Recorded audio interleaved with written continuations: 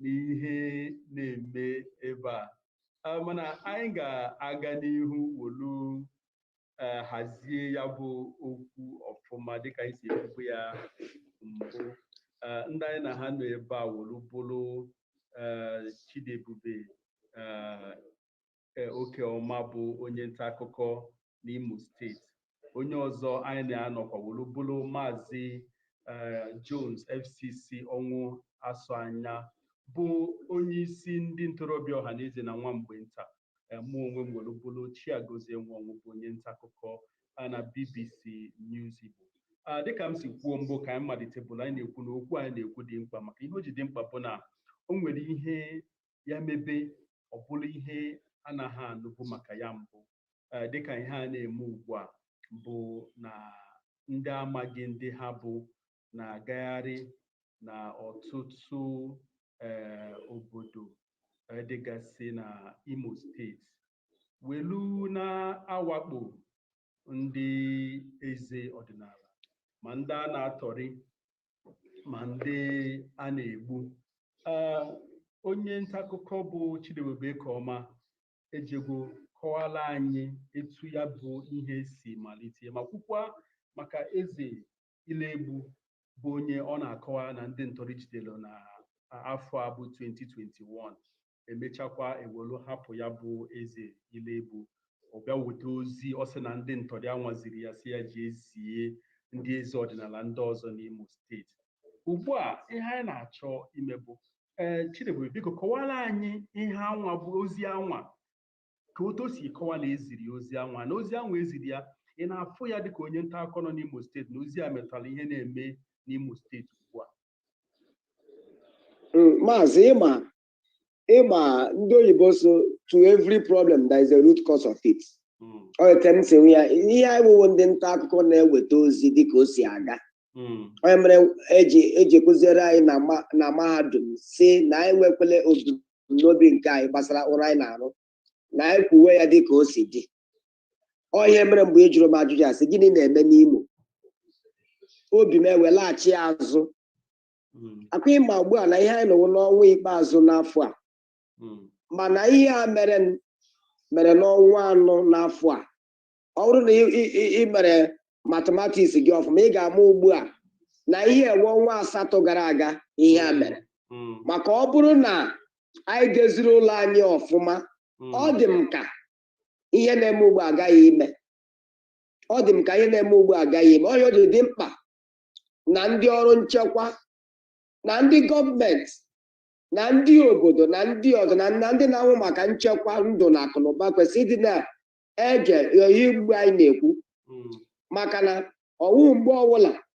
maka na ọ bụrụ na ọwụ agaghị igwe ọzọ, maka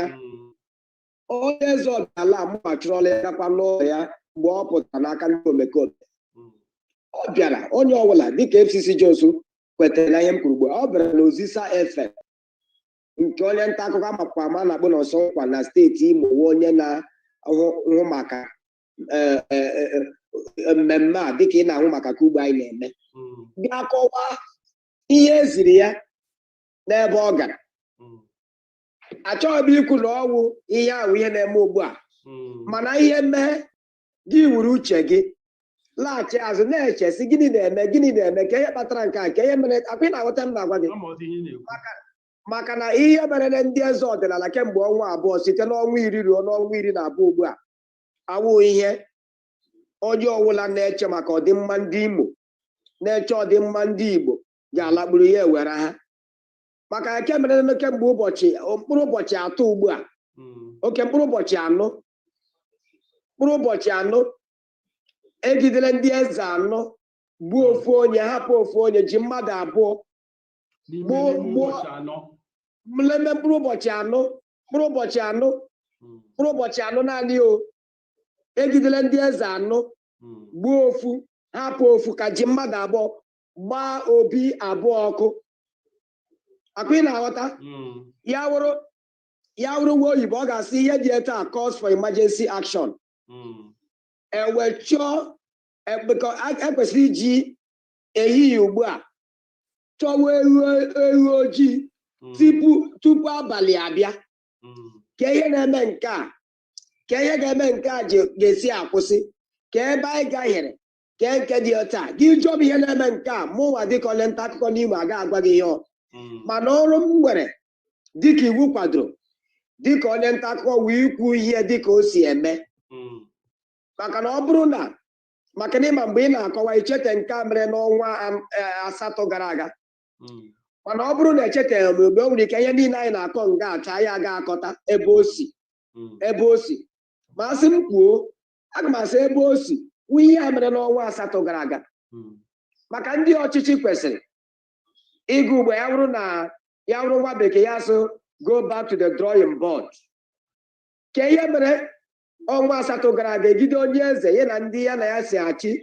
si agbamakwụkwọ ọdịnala nke oyibo na-akpọ traditional wedding na-ehime mba 4 na-ala n'obi ya na abụọ mba 5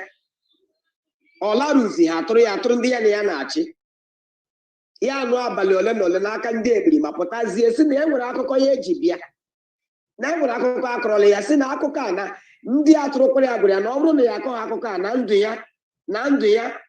adịkwa safe ya wee bịazie na igwe mgbasa ozi nke a na-akpọ Ozisa FM n'isi ụtụtụ nke a na-eme ojiri ọkara gafee elekere 7 nke ụtụtụ bịa kọwa ihe a niile ọnwa 7 nke a mechara mkpamkpa ndị ebide kpawa ele nke bụ ụzọ kpawo mgbe ọnwa 10 gbara mkpụrụ ụbọchị 19 aga ebe ndị eze ọdịnala na-enwe mgbakọ pụrụ iche n'obi gọọmenti ka m kwenye n'asụsụ Igbo n'obi gọọmenti nke dị n'okpuru ọchịchị Njaba wee gbanyere ndị eze ọdịnala egbe mgbe atụta mmadụ 4 abụọ anwụọ nga ahụ abụọ eburu ha gawa ụlọ ọgwụ dịka nke a na-eme ya eruo ha 1 ọnwa ọ bụrụ na ị ga-echeta ihe a m na-agwa gị mere mgbe ọnwa 10 gbara mkpụrụ ụbọchị 19 mgbe ọnwa 11 gbara mkpụrụ ụbọchị 19 akwela aghọta m ya nke nwaanyị na-akpọ exactly 1 month October 18 after which enweze October 19 after which enwe November 19 abịagide eze na-achị mbiri wo nna Osogaka chiburu Igbo ya weze Henry mmadụ mere onye eze dị afọ 89 ya wụ nke oyibo na 89 years very aged.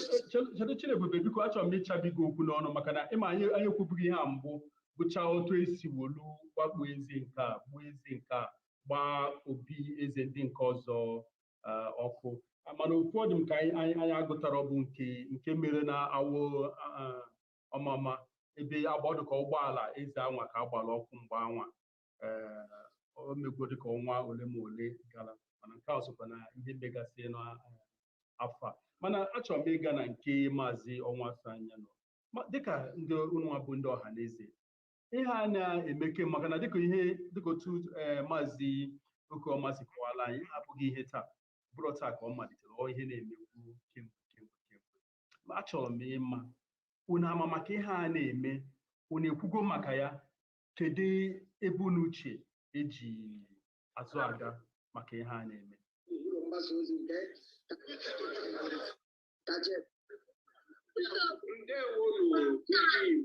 oke chelụkwa na ọ dị m ka tinye maịkị gị nụrụ anyị ihe maịkị gị ka anụba ihe ị na-ekwu itinyela n'ihu dịka ndị ọha na eze anyị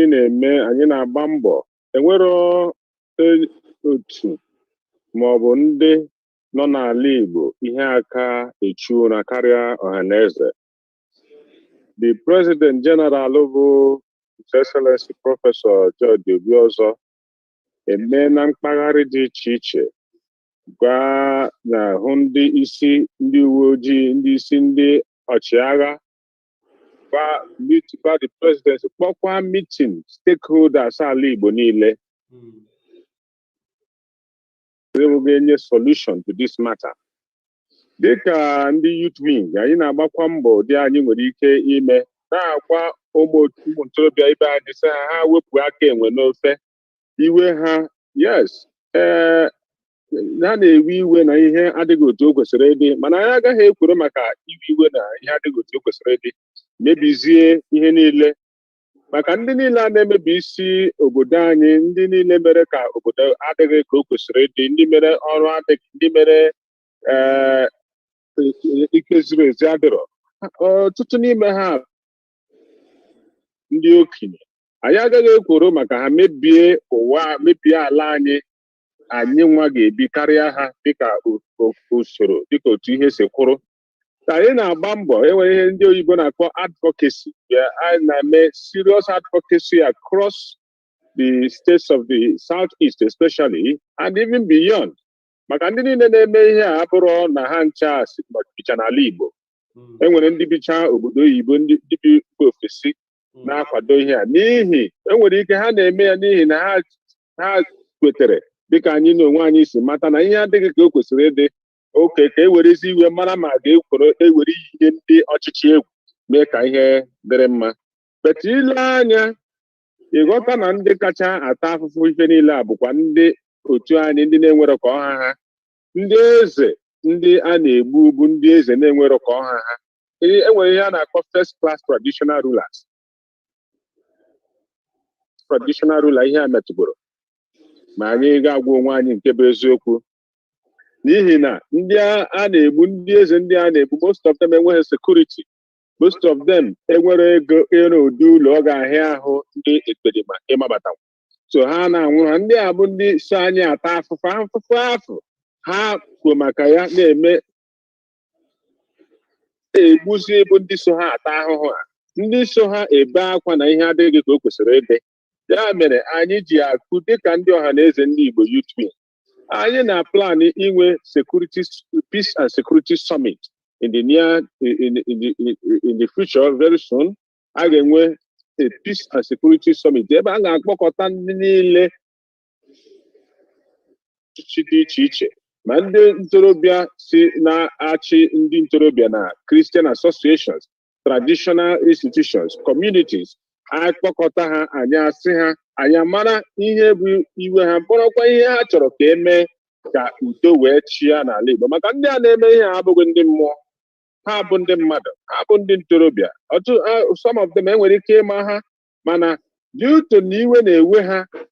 dịka otu ihe si kwụrụ, ha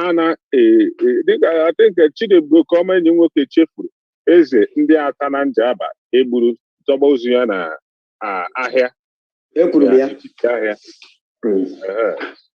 Some of these things ndị eze anaghị ekwu eziokwu. Ha gbanụ mbọ maka ịtụ asị, igbu mmadụ kakwanụ ịtụ asị, ọ bụ nnukwu ihe ọjọọ karịa ịtụ asị. Maka asị mmadụ nwere ike na-ekwu nke oche bụ eziokwu, ọ bụghị n'uche ịtụ asị, mana ihe ọ na-ekwu bụ ihe o chere bụ eziokwu. Gị ide na okenye na ọ naghị ekwu eziokwu na ọ bụ asị ka ọ na-ata, igbuo ya mgbe aha na nje mere ka nkụ. Bikọs ọbara niile a na-akwafu dịka ndị Igbo, anyị nwere ihe na-achị anyị, anyị nwere ihe anyị kwere na ya, anyị nwere ihe a na-akpọ tradishọn. Anyị ekweghị, ọ na-abụ mgbe ochie egbuo mmadụ otu egbuo, especially ndị aka ha dị ọcha, abịa sụọ ala, bịa mee ihe a na-akpọ purification na asụsụ Oyibo, n'ihi na emerụọla ala. Ndị na-eme ihe a na-emerụ ala, ha na-ebute ndọghachi azụ. Dịka m si ekwu tupu teknụzụ akụpụ anyị, ndị ndọrọ ndọrọ ọchịchị ebe ọbụla ha nọ, no matter their political persuasions, ma ha nọ n'ọchịchị ugbu a, ma ha nọ n'ọchịchị na mbụ, ma ha na-achị ọchịchị n'ọdịnihu,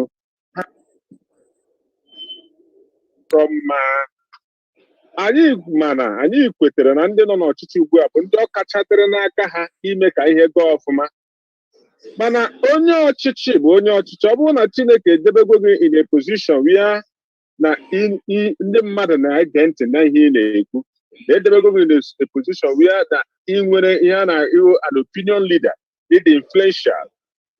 ọ bụ ihe kwesịrị ekwesị na ị ga-apụta mgbe ihe na-adịghị mma, gosi ihe adịrọ mma, kpọkuo ndị. Maka some of the things anyị nwa bụ ndị politicians, ndị ndọrọ ndọrọ ọchịchị na-ekwu na-eso na-amụnye ọkụ na ihe a na-emenụ. Ị ga-ahụ onye chịburu obodo, maybe chia ya for 1 year or chia ya for 8 years. o set structures in place for progress. Ịpụtazie n'ihi na ọ nọghị n'ọchịchị ya gaa na telivishọn, ya gaa na redio, ya gaa na newspaper, ya injustice mere ndị a ji ewe iwe were n'ụzọ indirectly na-motivate ndị na-eme ihe a ka ha na-ebusi, mana ndị onye a na-ekwu ihe a sokwa na onye tinyere anyị n'ọnọdụ anyị nọ. Maka ndị a na-ekwu ihe anụ a na-akọndem na ndị ọchịchị nchigbu na ọ maka ọchịchị nchigbu mere ihe ji dịrị otu ọ dị. Ha chịkwara mgbe nke ha mgbe ha chịkwara mgbe nke ha setting structures in place ka eme education na ihe na-eme ugbu a emeghe kama ihe a na-eme wuruwuru rara eme ya dịka emere maka na o nwere okwu ikwu n'ebe a m chọrọ na ime ịkpọtalụ maka ndị ọchịchị ndị nọ n'ọchịchị. Ama m na ndị ọchịchị na-ekwu okwu ya bụ ndị na-achị ndị gọọmenti ọchịchị ndị ndọrọ ndọrọ ọchịchị. Tata anyị kwesịbụrụ inwe onye ga-anọchite anya gọọmenti Imo steeti tata, mana ọ dabachaghị otu anyị si were chọọ ya maka oge anyị nyere ohere adabachaghị n'oge nke ha nwa ji chọọ, maka na ọ n'Imo steeti ka ọ na-eme ana ọ dịkwa na mkpa ka ọ bụrụ ndị Imo steeti ekwu maka ya dịka unu abụọ na ebe a bụ onye Imo steeti. Ya bụ na anyị nwetanwere onye ndọrọ ndọrọ ọchịchị ga-anọchite gọọmenti, ụmụlụ ajụjụ m na-achọbụ ka m jụọ ha nwa bụ ndị nọ n'ọchịchị, maka na kemgbe ihe a na-eme ọ ha ka ọ dịle karịa onye ọbụla ịgba mbọ na ya bụ ihe pụtara, maka na Igbo na-ekwu na igbu eze bụ nnukwute alụ maka na ọ na-emebi ala na nke ukwuu. Mana ugbu a achọrọ m ịjụ Chidiebube maka gị nwa bụ onye nọ na Imo steeti kpọmkwem bụrụ onye ntaakụkọ, onwegwe ihe ọbụla gọọmenti Imo steeti na-ekwu maka ihe a na-eme, onwegwe otu ọbụla ha si wolupụtasị ihe a na-eme anyị ma maka ya nekwa ihe anyị na-eme iji wolu gbochie ya, ya bụrụ mkparịta ụka ha na ndị ntorobịa, ya bụrụ inye ndị eze ọdịnala nchekwa pụrụ iche, maka dịka maazị Onwuasanya si kwu ya bụ na ha nwere nchekwa, nwere ike ụdịrị ha agaghị eme, nwere ike ọ gaghị adị mfe maka na ya bụ ihe abụrụzi ihe nwere ike si eke ga-asị coincidence bụ ya bụrụ na o mere onye a mee onye a isi, nwere ike ọ bụrụ na ọ dị ije ha jere ma ọ bụrụ na ụkwụ kpọrọ ha n'otu o si ekwesị. Mana ugbu a onye mmadụ ọdụgbo oke dị ọkụkọ anya na ndị na-eme ihe a bụ ndị eze ọdịnala ka ha na-edo n'ọkwa na ha ka a na-awakpo, ọkwa na ha ka a na-atọrọ, ọkwa na ha ka a na-egbu dịka o si mee. Ana ọ bụrụkwa sọ ha maka anyị na ha ji ekwu ha bụ na eze bụ onye mbụ n'obodo ka esi akpụ ya n'ụwa. Ndị nkịtị, ọtụtụ ndị nkịtị n'okwu nke ata anyị kwuburu ugbu a n'oge adịghị anya, ọ bụrụ sọ eze bụ onye nwụrụ, mmadụ anọ n'onwe ha mere na mbụ nọ na-agara onwe ha sokwe olu mmụọ na ya bụ mwakpo. Otu a kwesịkwa mee n'ọtụtụ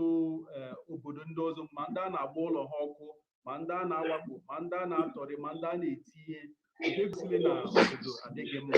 Mana ihe njikwu ndị eze bụ na ịma ịbịa na obodo dịka m si kwuo mbụ, ọ eze obodo bụ onye mbụ tupu agụwa ndị ọzọ na dịka otu esi emezi ugbu a. Mana kedu ụzọ anyị ga-esi wepụta ajụbụ gị Chidiebube, kedu ihe gọọmenti kwuru maka ihe ha? Dịka m si mara dịka onye nta akụkọ dị na steeti Imo, enwebeghị ihe ọchịchị steeti Imo kwuru gbasara nke a, mana ndị kwurula okwu ndị uwe ojii ụnyaahụ. Oke, ndị uwe ojii bidoro abalị abụọ gara aga wee zipụta ozi na eze na-achị mbụtụ na ewepụtara ya n'aka ndị ekperima na akpọnyekwala n'ezinụlọ ya ugbu a, nke meziri ụnyaahụ. Ndị uwe ojii ekwurọkwa ọ bụ ha nwa bụ ndị zọpụtara ya ma ọ bụ ha nwa ihe kwuru azọpụtala ya, agwarakwa onye zọpụtara ya bụ eze a na-ekwu ekwughị ka onye mere ọ na-egụrụ akụkọ ndị anyị dere mgbe e gidere eze mbụtụ. Ndị gidere ya na-ana nke oyibo na-akpọ 100 million, mechaa wetu ọnụego ahụ to 20 million. Mana mgbe ndị uwe ojii kwuziri na a hapụrụ eze ahụ, enweghị ihe kwuru gbasara ebe a hapụrụ ya, etu esi hapụ ya na ndị ọzọ. onye mere ọtụtụ ndị mmadụ ji na-ekwu na akwụrụ ụgwọ tupu ahapụ ya, mana nke a dịziri ndị uwe ojii na ndị ọzọ na ndị obodo mbụtụ ịkọwa ma enwere ụgwọ akwụrụ ma enweghị ụgwọ akwụrụ. Mana nke mere nnyaahụ na n'ihube ọkaigwe enwebeghị ihe gọọmenti kwurule dịka m si mara ahụ, ama mma ha ekwuole ma amahụ m, ma dịka m si mara enwebeghị ihe mma gọọmenti kwurule. Mana ndị kwurula okwu ndị uwe ojii na steeti Imo, ọnụrekwuru ndị uwe ojii okwu na steeti Imo bụ Mike Abatam gwara m na ekwentị na onye isi ndị uwe ojii na steeti Imo wụ CP Rabiu Husani etinyela ndị ọkwa ha kara aka ndị na-eletakwanụ anya maka ọdịihe a ime nnyocha pụrụ iche ka e nwee ike hapụga ndị eze ọdịnala abụọ a ma nwekwa n'ike gide ndị mere mpụ a. Mgbe ndị gọọmenti Imo kwuru okwu mgbe ahụ, mgbe egidekwere eze Achimberi wụ nna osogo aka chịburu steeti Imo wụ eze Henry mmadụ mere nwekwa ihe mma gọọmenti kwuru na nke a. Mana nke ndị echeta ọfụma gọọmenti kwuru okwu nke ahụ mere na okpuru ọchịchị Njiaba na mgbe ọnwa iri gbara mkpụrụ ụbọchị 19 ya wụ nke a mere na Njiaba ebe a gbawara ndị eze na-eme ọgbakọ egbe ma gbagbuo mmadụ abụọ. Ọ ka m ga-echeta ọfụma gọọmenti kwuru okwu wee kagbuo ọfụma. Ma ọ bụrụ na ị ga-echetakwa maazị ọrụ na ị ga-echeta na e nwere nkọrọmọnụ ya wụ nke nwa oyibo na-akpọ War of Words n'aka onye na-achị Njiaba nakwa ndị uwe ojii na steeti Imo. Ndị uwe ojii na steeti Imo na-ebu ebubo na-agwa aka na-achị Njiaba na ọgwa ahụ enweghị otu ochigwa ndị uwe ojii na ọgbakọ pụrụ iche taa ga-eme ndị eze na-aga. Apị na-echeta ugbu a aka na-achịkwanụ Njiaba ewepụtacha ihe edemede ndị o dere ma nke o derele ma ndị a gwara ndị uwe ojii ma nke o derele aka na-achị Imo wụ gọvanọ iji gosi akpị na-aghọta a na-enwezi nghọtahie. Ọwụ nghọtahie a ka a na-enwe ruo ugbu anyị amabeghị ihe emetere na nke a. Mana nke a gọọmenti aka na-achị steeti Imo wụ senetọ Hope Uzodimma pụtara nnọọ n'ihe wee gwa ndị nta akụkọ okwu wee kagbuo ihe ahụ mere ma kwekwenụ nkwa na a ga-egide ndị mere mpụ a. Mana ugbu a ịmana ọ na-erule ọnwa abụọ ofere otu izu ụka ugbu a oke n'ụbọchị Sọnde izu ụka ugbu a ga-eme ya ọnwa abụọ ihe a mere, mana enweghịbeghị onye egidere. Ịsa ajụjụ gị bụ enwebeghị ihe ọbụla mma ọchịchị gọọmenti Imo kwurule maka nke a mere na ihube ọkaigwe,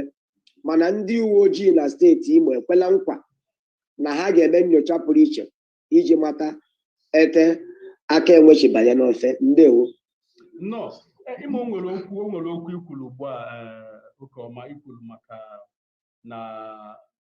mgbe a tọrọ eze Mputu na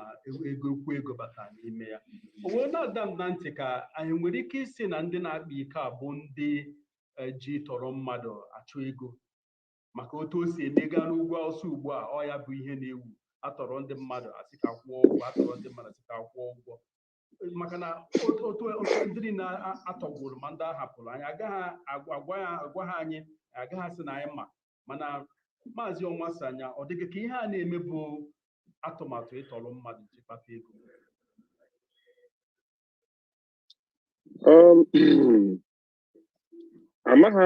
Agaghị m ekwunwu ma ọ bụ naanị atụmatụ ịtọrọ mmadụ kwa ihe jụrụ. Mana dịka ọ bụ ụmụ ekesa iji tọrọ mmadụ atụ mgbere, kidnapping ọ ihe ọ bụ ịtọrọ mmadụ for ransom. I think dịka site na ihe Chidiebube enyi m nwoke kwuru, ọ bụ aka gwara ya.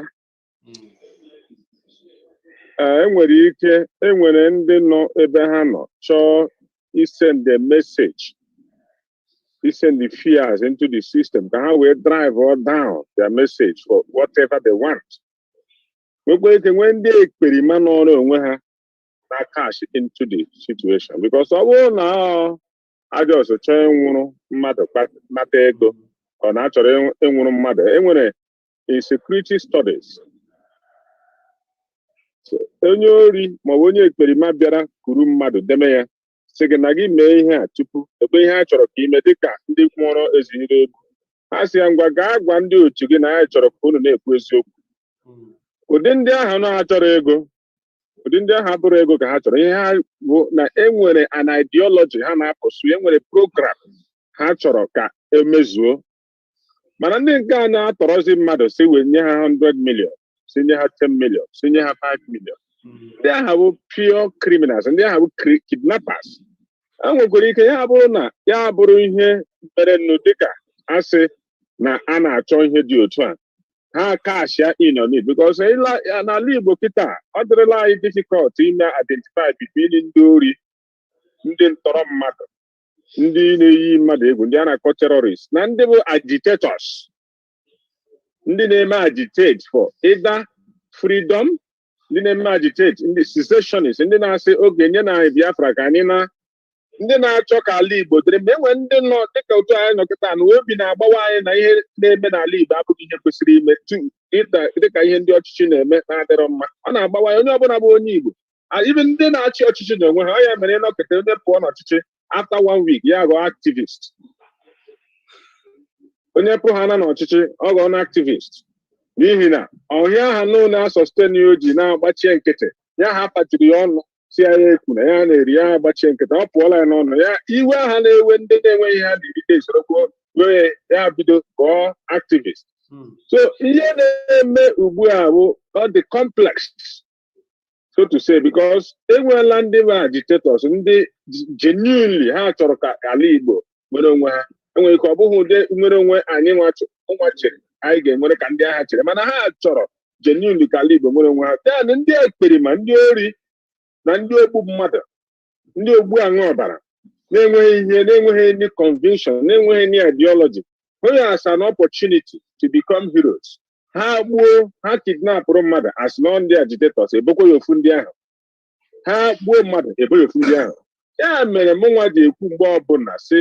one of the ways we can get out of this as ndị Igbo bụ ụmụnne anyị ha kwụsị ụmụnne anyị bụ the genuine agitators ndị na-achụ ihe kwesịrị ekwesị ọ ihe ha chere kwesịrị ekwesị maka ala Igbo ha gbaa mbọ wepụ aka enwe n'ofe tupu ya aghọ aka mmadụ. Olee otu ha si ga-ewepụ aka enwe ahụ n'ofe ihe ọbụla gbasara violence ihe ọbụla gbasara gbuo kugbuo ihe ọbụla gbasara sị onye a ga-emeghe nke anụwa si tigbuo ya ha wepụ ya ha wepụta ya dịka ha na ndị kwere na nke anyị udo dịrị ha ndị na-ekpekpenụ udo dịkwara ha onye egbula ibe ya ekpebere ugobere ndị otu ha nwere bụ ndị na-egbu mmadụ ndị ha sị ha jere arms it is illegal that is the truth of the matter. Ọ bụrụ na ha nwere ndị ha sị ha demere ka ha chụpụ ndị na-abụghị ndị ezigbo mmadụ ka ha gbuo ndị ọchịchị ka ha gbuo ndị na-ekweghị na ha pụta ugbu a dispone ha maka ndị arụrụ ala abaala n'ime ihe ahụ ndị na-enweghị ha kwere na ndị ori ndị ama ndị ntọrọ mmadụ ndị ogbu aṅụ ọbara na-enweghị ibi ndị na-abụdụghị ndị Igbo abatala ekwere na maka ihe ahụ ha kwuru n'ọnụ si onye na-ekweghị na isi gbuo ya onye na-ekweghị na anyị ọ bụ saputu a onye na-ekweghị na anyị ọ bụ eslave ndị na-enwe mmadụ ihe na-emenụ akashiana in on that na-egbu ndị mmadụ ala Igbo agọzie ebe a na-egbu ndị mmadụ ndị ha nye ndị uwe ojii na ndị ọchịa ndị agha ndị army opportunity to continue to harass our youth. So ọ bụrụ na ndị anụnwa n'eziokwu chọrọ ọdịmma ala Igbo ha wepụ aka enwe n'ọrụ ofe tupu ya aga aka mmadụ ha kwụsị ihe ọbụla gbasara igbu mmadụ ha dispone ha pụta kwụsị aka ha dịkwaghị ha mepe n'aka ahụ ya anya ọ bụghị ikwu n'ọnụ ha pụtasị oge ekwuola m ya mbụ ana m ekwukwe ya ugbu a ha disband ESN. They should disband ESN.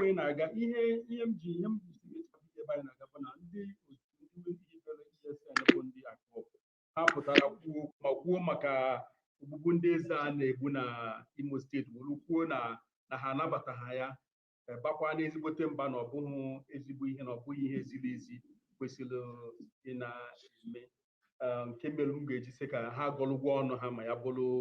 otu a ga-esi kwuo ya ma ọ bụrụ ụlọ ikpe na onye apụtagosi n'aka ya ha gọlụ ụgwọ ọnụ ha so agaghị m achọ ịkpọba ha afa maka na ya bụrụ na ha gọrọ ọnụ anyị nwere ike si na ihe ndị dị otu a kwesịrị ike ị na-ekwu na ha kwesịrị ime ya mana ha emeela otu a maka ọlụ ọnụ ha sikwa na achọghị ka ụdị ha na-eme mana o nwere ebe m chọrọ ka anyị tinye ọrụ n'okwu a dịka anyị na-abịazi na njedebe ebe anwa bụ ebe o si metụta ọnọdụ ndị eze ọdịnala ọ na-adị m ka ọtụtụ ndị mmadụ na-eche na ndị eze ọdịnala na ọwụwa anyanwụ n'ala Igbo na ha nwere ikike mana otu esi hibe ha enweghị ikike ọbụla ọtụtụ n'ime ha bụ o nwere ike ọ bụrụ ndị ihe bekee na-akpọzi autonomous community ugbu a bụ obodo nọgide mpaghara apụtasị na anyị chọrọ ịkwụrụ onwe anyị edegalụ gọọmenti akwụkwọ gọọmenti asị ha unu etozugo kedu afọ unu ga-aza kpọtara onye ga-abụ igwe unu onye anwa enye ya ihe bekee na-akpọ staff of office tinye afa ya na ihe a na-akpọ payroll gọọmenti a ga-esi na-akwụ ya ụgwọ kwa ọnwa ọ bụrụ ọtụtụ ndị mmadụ na-afụ ya dịka ebe obodo anwa si erite ihe n'aka gọọmenti dịka ya nwee onye nke ha a na-akwụ ya ụgwọ ọnwa ekewe ụgbọala enwe nke a ga-ekete n'obodo ha dịka ha nwere eze dịka onye igwe onye nọchite anya ha mana ọ dịghị m ka o nwelu ike ọbụla ndị anwa nwee dịka bekee ga-asị ime influence policy enweghị ike ọbụla ọ dị m ana m ajụ oke ọma tupu anyị tinye ọnụ ọnwa o nwere ike ọbụla ma ghọtacha maka akpọ m onye Imo o nwere ike ọbụla ndị eze ọdịnala n'Imo nwelu dịka ike dịka m sọ ya na bekee ime influence policy ha nwere ike ọbụla gbanye ịgụpụ ịgasị biko miere anyị ha biko miere anyị ha nwere ike ọbụla dịka ndị maka onye bụ local gọọmenti chairman onye na-achị okpuru ọchịchị ime obodo nwere ike nke iwu ji Naijiria nyere ya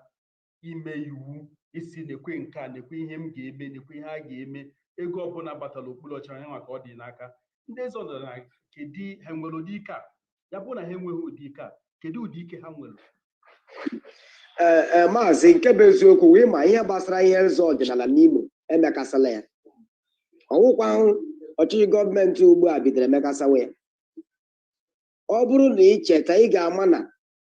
na steeti Imo kacha nwee ihe oyibo na-akpọ autonomous communities n'ala Igbo niile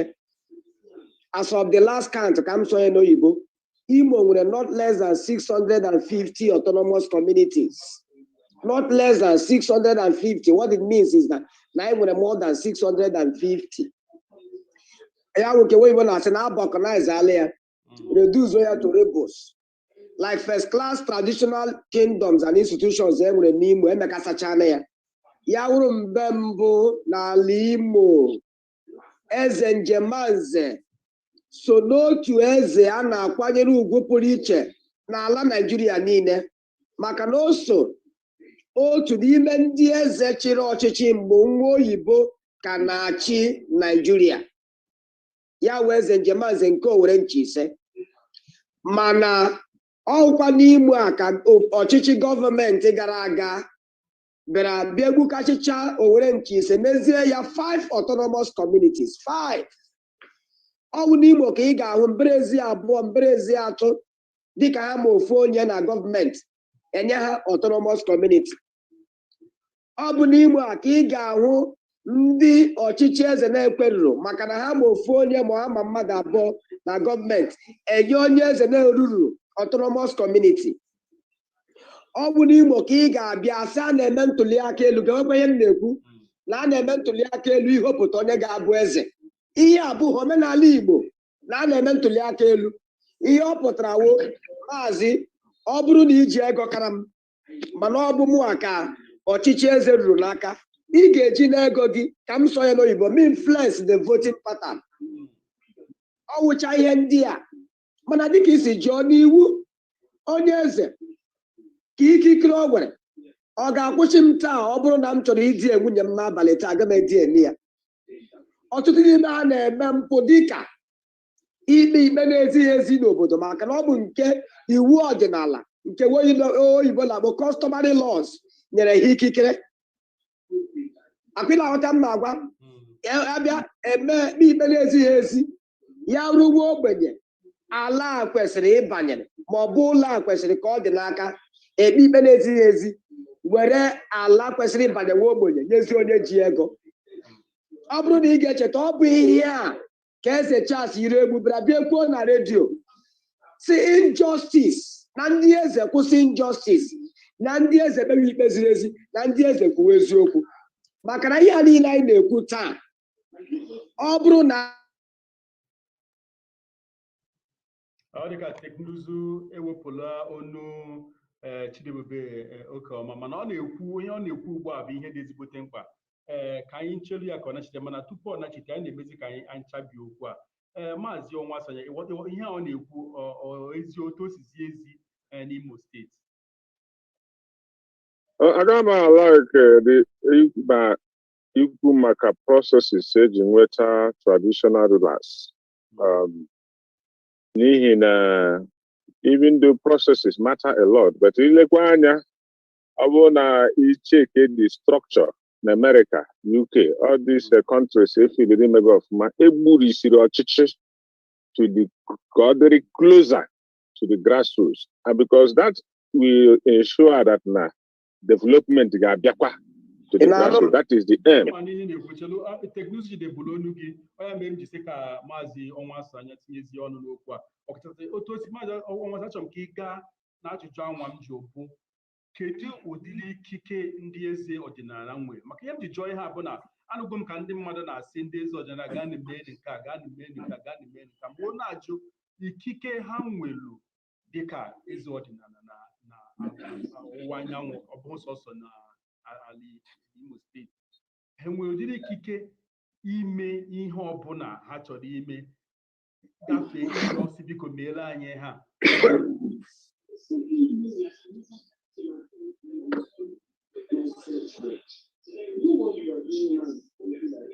Maazị ọmụnwa ka nwe ajụjụ a ka ọ bụ Chidebube? Ọ dịnwa ka m na-ajụ maka Chidebube. Ihe Chidebube mebu na ọ ga-achọ ịkọwa etu o siri dịrị ihe mere o ji chie na ha agaghị enwe ụdịrị nke anwa. Mụnwa na-ajụzi gị kedu ikike ịma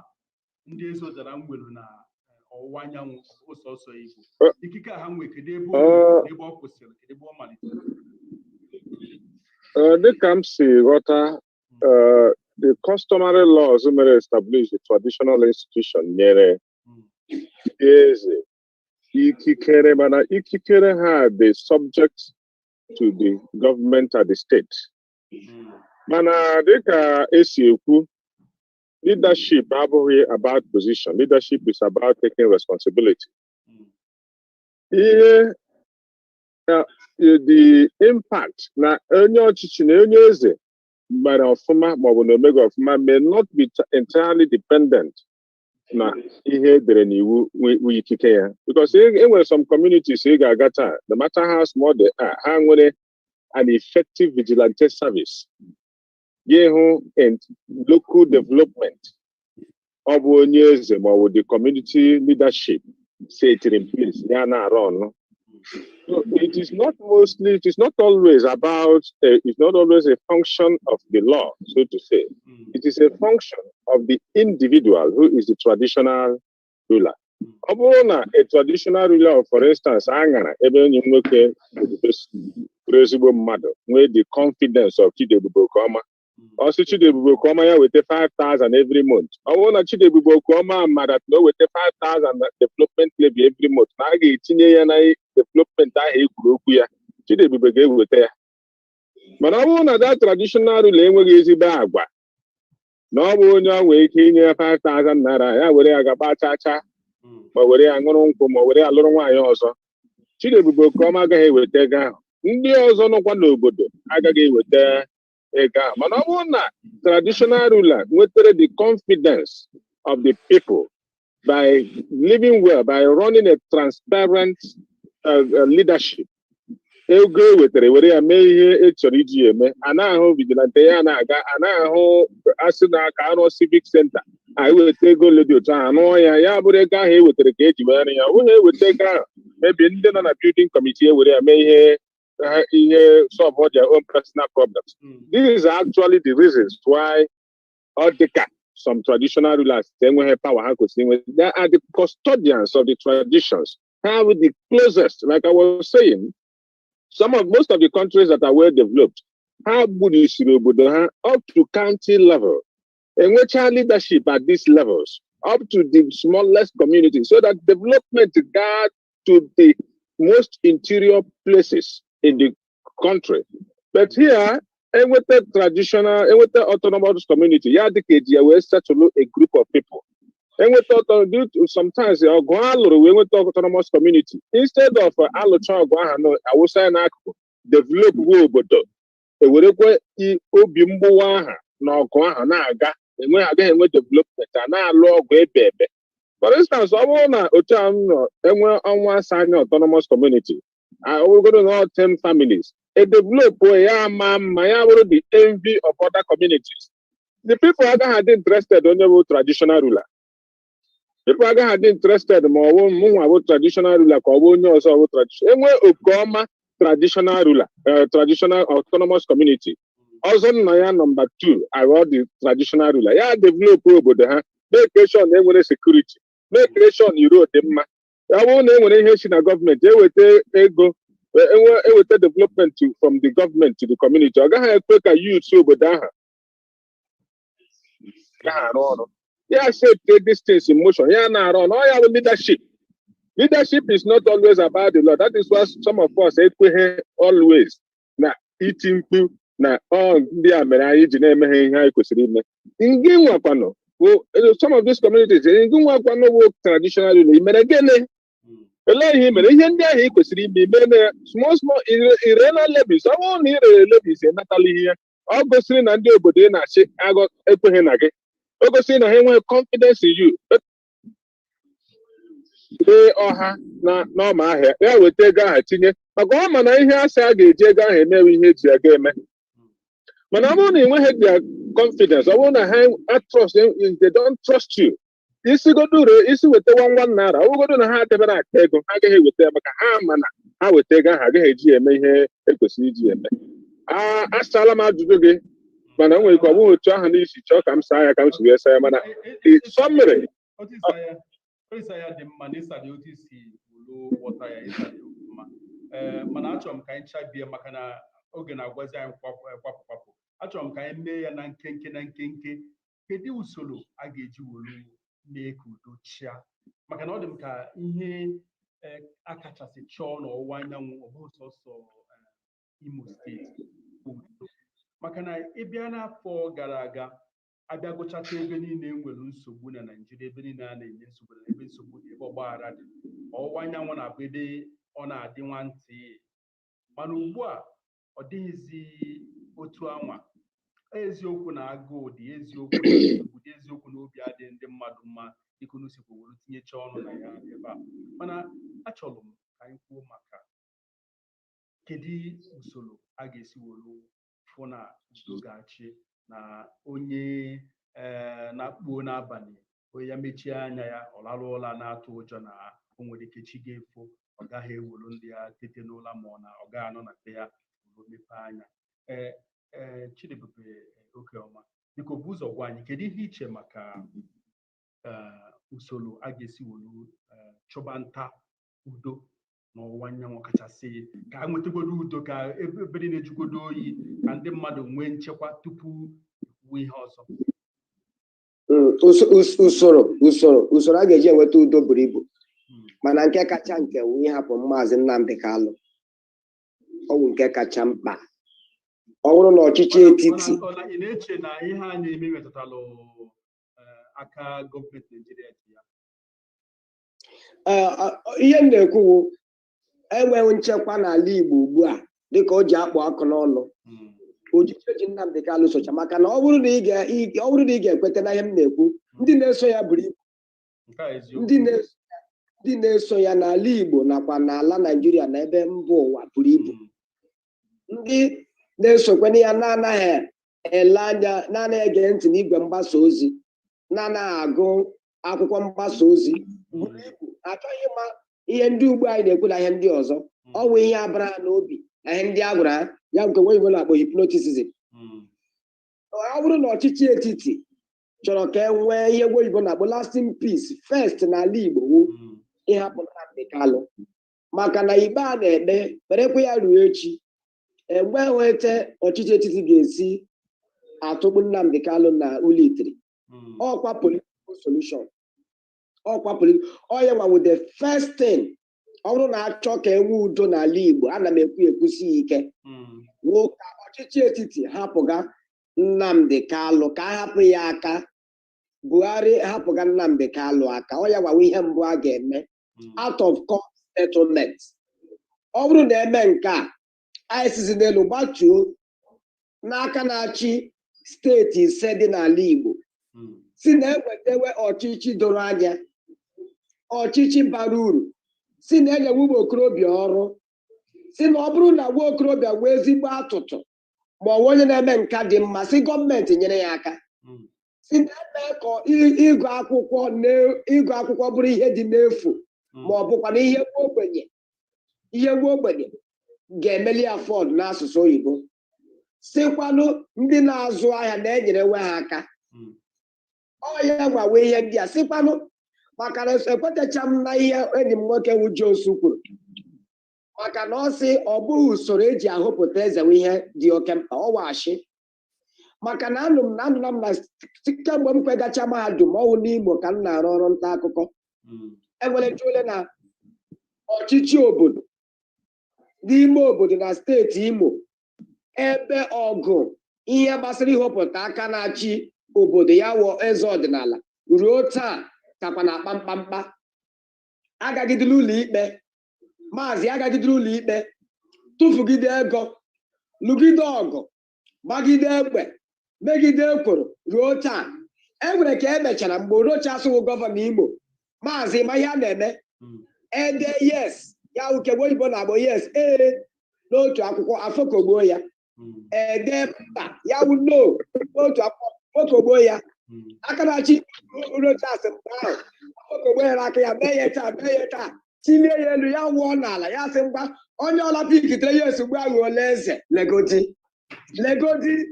o nwere ike onye na mmadụ n'aka epikite yes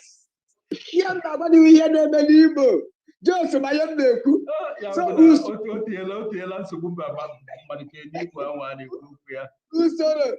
usoro eji ahọpụta eze ọdịnala dị mkpa maka na gị ịhọpụta ya through unjust process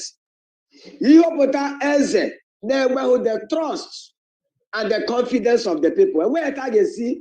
enwe ọchịchị ga-aga n'ihu enweghị ka a ga-esi enwe mmepe obodo ọkwa na ị ga-echeta ọzọ maazị ị ga-ama na ezi nchekwa na ezi ọchịchị nne ha na-agakọrịta ya nke nwe oyibo na-akpọ community policing enweghị ka ị ga-esi enwe ezigbo nchekwa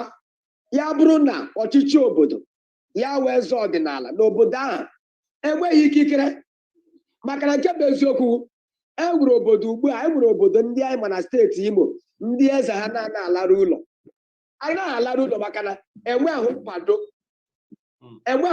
ndị obodo ahụ eji họpụta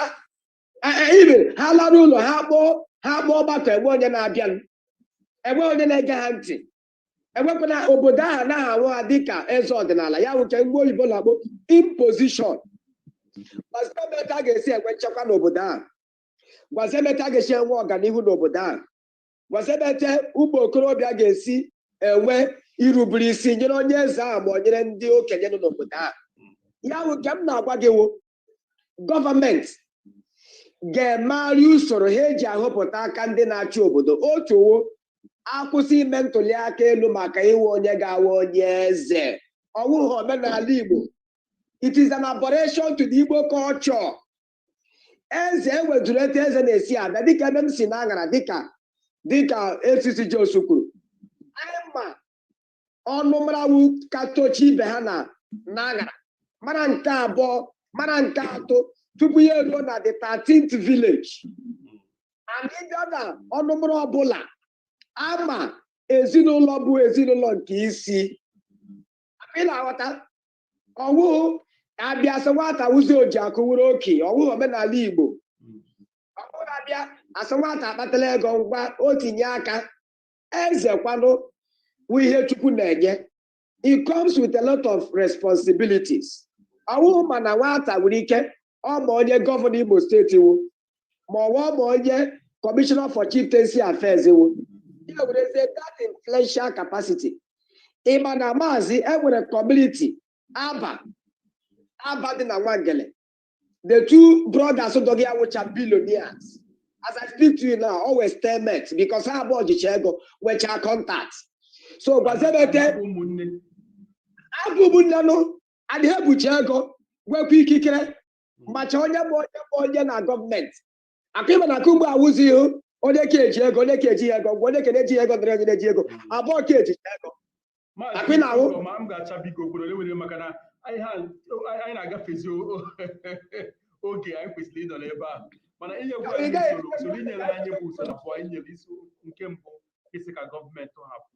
mazi namde na to hapu ya leba wanka ga simpido bewudo na owanyanwo nke abụọ isika eleba anya na otosi ihe betala otesi ahọpụta izodinala na ọkachasị Imo steeti. Mazi Onwaso anya biko na nkenke kedu ihe iche bụ usoro nta udo ụzọ a ga-esi were chọta nweta udo na ọwụwa anyanwụ n'ụwa? Nke mbụ bụ a ga-agba mbọ hụ na enwere justice. Agaghị enwe justice on paper, but a ga-enwe justice. Ahụkwa na enwere justice. Ahụ ndị kwesịrị ịta ha ahụhụ, ata ha ahụhụ. Ọ bụrụ ịga na prisons across Nigeria, across Igbo land, hụ na ndị omekome nọ na-agbagharị na-eme ihe gbasara ha, mana ndị na-enweghị ihe ha mere, ndị mere nwata ihe bụ ndị nọ na nga. Ndị a nwere ụmụnne, nwee ụmụnna, nwee ndị enyi, iwe na ọnụma na-esu ha. Okay, ebe ọ sịsị na onye kacha mee njọ na-adị free, ka anyị memezie na-aga. These are some of the reasons why we have a lot of criminality going on in Igbo land. Secondly, the police and the army shouldn't be reactive security agents. They should be proactive.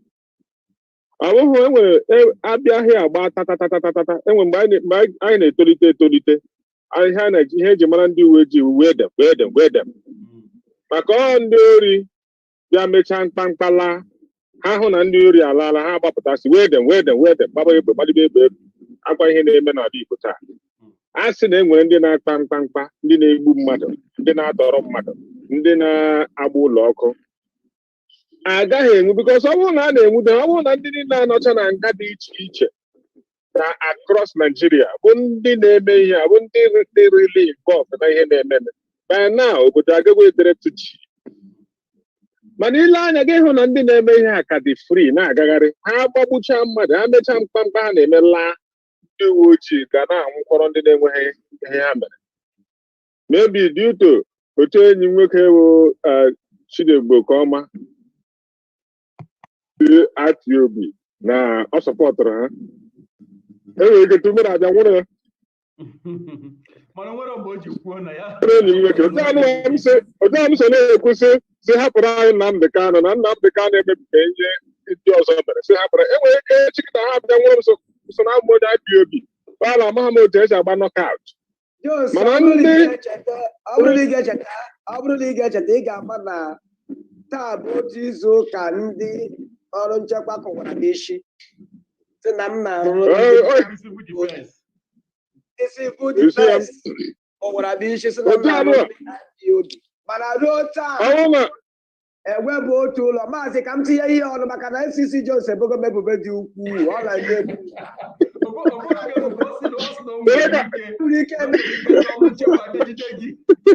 ya bụrụ m ka m tinye ihe ọnụ n'otu nkeji. Ihe abụ otu izu ụka ndị civil defense ebe m na-arụ ọrụ dịka onye nchekwa, onye nta akụkọ, iwu Naijiria nyere nkwado. Ndị civil defense apịawa m isi, ụbara na-agba, agara m ụlọ ọgwụ na m na-arụrụ na mgbụ spy to ndị ESN, na m na-arụ ndị ESN pịawa m isi, mekwe m arrest, buru m gawa isi ụlọ ọrụ ha, garụzie ebe ahụ ya ha chọpụta na ihe kwuru abụghị eziokwu, ha yọwa m biko nsị hapụ maka ha sị ka ha gaga triti m sị mba ka anyị triti onwe m maka na anyị ga-aga ụlọ ikpe mana nke bụ eziokwu bụ ihe na-eme n'ala Igbo taa wụkwa arụ dịka Josuwo onye ọhaneze ndị Igbo na ndị ka ụmụ okorobịa na ọ na-atị ihe dị otu a ọnụ bụkwa arụ ọ dị ka azụọla ọnụ bribe maka na ọ bụrụ na onye nta akụkọ dịka mgbe onye akụ nwere isi bobebubo ọjọọ ruo taa ọhaneze ndị Igbo ata ibe ya ọnụ ọ pụtara na ọ bụrụ na ya wụrụ onye na-enweghị ọjọọ wa a ga-egbu ya enwe ihe ga-eme ruo taa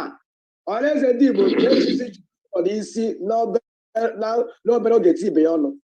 maka na ihe a bụ ihe ụwa ji anụ nke ugbu a maka na abụm onye nta akụkọ ama ama na steeti Igbo ihe ị ga-ajụziwu ndị nke ọzọ kwadodo enwe onye ma ha ka ọnọdụ ha maka na ihe dị otu a na-eme a na-egbusi ndị mmadụ na-ebo ebubo ọjọọ na ha wụ ESN na awụ IPOB onye civil defense kụwara m isi ugbu a dịkwa na-aga free na-abra na-aga free mana mkpa m na-ekwe ya wụrụ iwu aga m aga ụlọ ikpe ana iwu ga-enyerịrị m mmeri mana ya m na-ayọ Jos na otu ndị a na-achịwo ịdị na-ekwu okwu na midia ha na-ete ka achọ maka na ebubo a na-ebu ụgbọ Igbo n'ala Igbo nakwa ebe ndị ọzọ na-egbusi ha na-enweghị ihe mere ọ dịkwa nnukwuru maka na uche ọjọọ ọ bụrụ na anyị emeghị ihe dị mkpa ọ na anyị emeghị ihe dị mkpa iprotect lives of our people ndị ọrụ nchekwa na-egbu chelu maazị Okeọma nke bụ eziokwu bụ na anyị ma maka ihe mere BBC bụ bụkwarịa bụrụ ya dịka akụkọ sịkwa na-ekwu ihe mere onye nta akụkọ dị otu a akwịla ahụ isi m afọ m anyị bụrụ akụkọ anyị fụrụ mgbe ọbụla juru gị ahụ anyị bụkwa akụkọ abụọ ya dịka akụkọ ihe mere onye nta akụkọ n'ọlụ na mana ịjọọla Jos ihe mere ọnọdụ ọ na-achị dịka onye isi ruo ugbu a ihe ata bụ otu izu ụka ya anyị ga-akụrụ Jos aka ọ ga-ekwu na ọzọ nna ya dị sekọnd ihe anyị mega na ịma na enwere ebe a na-ahụ ya maazị Chiagozie ịhụrụ na ihe ahụ m na-ekwu ịhụ ndị iwe na-esu Okeọma wụrụ na o jighị baro ya bụrụ egbe aweziga na ọ ga-ejinwu baro dee ihe bụ iwe ya ọhụrụ egbe ọ bụrụ na Chineke enye ha ya the blessing of pen so ndị nke ọzọ ahụ n'ụlọ kịta na-egbusi ndị mmadụ ndị na-enweghị otu ha si enweghị ebe ọzọ ha si eventilate their anger ọya bụ ihe mere ndị uwe ojii ndị amị na ndị na-achị achị kwesịrị ịdị at the end of the day it is to kill all of us. They cannot kill all of us because na-eme ihe a iwe na-akpasu ndị mmadụ iwe maka ndị na-aga chọọchị Baịbụl kwuru ya sị ndị nna ọ na-akpasu n'ụmụ unu iwe ndị nna ndị ọchịchị bụ ndị nna anyị ugbu a ha na-akpasu ndị ntorobịa iwe ihe ga-esi na ya pụta erika. It's unfortunate that na Chidiebube Okeọma na-agba mbọ ihe ọbụla ebe ihe ọbụla mere he would be one of the first Imo journalists to go there to find out the truth. Maybe as an Igbo, an average Igbo man, every average Igbo man, there is some level of sympathy for for the IPOB. But the problem is that ndị experiment hijack ala dị tena ya amazighị ebe anyị na-esi asị si hapụ ndị a ya maha ma ga-asị hapụ ndị ori ga-asị hapụ ndị ezigbo mmadụ because ndị na-eme arụ nọrọ n'obodo anyị nwa na-ejighị egbe otu a gọvanọ nọ n'ọcha ndị ọchịchị nọ na ha na-aga ha chịrị 20 policemen bifo ọ ga-agbagbu ha ga-ịgbagbuo 20 policemen but otu anyị nwa na anyị were ụkwụ na-akpa sakam anwụrụ anyị dịka ọkụkọ anyị ga-ama ihe a na-eme ya mere anyị ji chọọ udo n'ala Igbo. One of the major ways to achieve peace in ala Igbo is to ensure there is justice. Si kwụsị ịnwụrụ ndị na-enweghị ihe ha mere na-eti ha na nka dị iche iche to provide their jobs. Akpasusi na ndị youth iwe because otu election na-eru kịta ị ga-ha kebe akpa rice kebe 1,000 to 2,000 to people who are better, more academically qualified than themselves. Ha na-akparị anyị nye 2,000, 10,000, 30,000 your social media bug 100,000, 150,000 gị na-etiri ha mkpu ha achị ha nweta ha n'ọchịchị ha amịa gbanyụọ fonu ha maọzụ ị ga-anụkwa olu ha otu anụ this Christmas na a ga-eke rice ọfụma maka election erubela nso. Then 2022 Christmas rice ga-adị excess. Mana COVID-19 agaala ahụ ha bụrụ that palliative elu tụrụ during EndSARS nke ha pakịrị ha ji ga-eke maka election rube. So there is nothing worse than getting the youth angry. The youths are angry and they are righteously angry. They are genuinely angry. Their anger is very, very much justified. How about the way? See, I want to make justice. There would be peace.